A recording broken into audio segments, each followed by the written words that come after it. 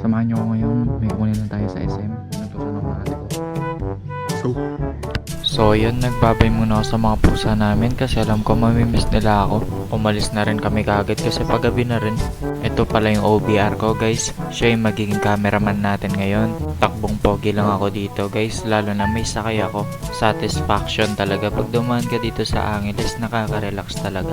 Dito naman malapit na kami sa SM Talapastagan, magpa-park na lang. Alright, nakapag-park na. Let's go! Dumiretso na kami kagad kung saan yung inuutos ni ate ko kasi katapos nito gusto pa daw niyang lumibot. Yun lang guys, wala sa nakadisplay yung pinapahanap ni ate ko. Tas napansin ng OBR ko, mukha daw ako may sakit kaya nilagyan niya ako ng kung ano-ano sa mukha.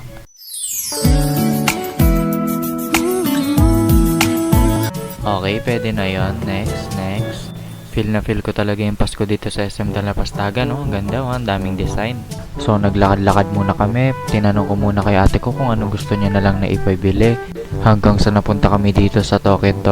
Sabi niya gusto niya maglaro. Sige, sabi ko, balik tayo dito mamaya.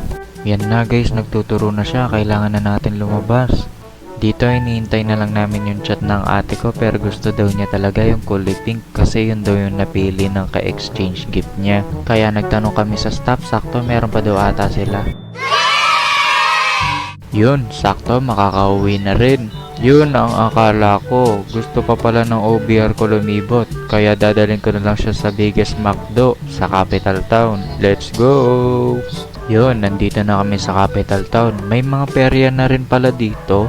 Kung gusto nyo lumibot, marirecommend ko yung Capital Town. Hindi lang naman McDo dito, marami din food chains sa labas. Bigyan natin ng kapirasong montage. Ang kampanay tuluyang nang gigising upang tayong lahat ay manalangin. Dito naman, umorder na kami ng mga food tripin namin. Mag-picnic na lang daw kami din sa labas. Dito, binigay ko sa kanya yung jacket ko, nilalamig daw siya. Ito pala yung in-order namin, barbecue na chicken sa akin. Ang sarap niyan guys, solid.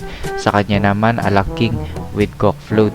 Dito naman, kumain lang kami tapos nagchikahan. Ang sarap talaga mag-picnic kapag gabi guys. Dito ko na rin tatapusin yung video guys. Salamat sa panonood. Paalam!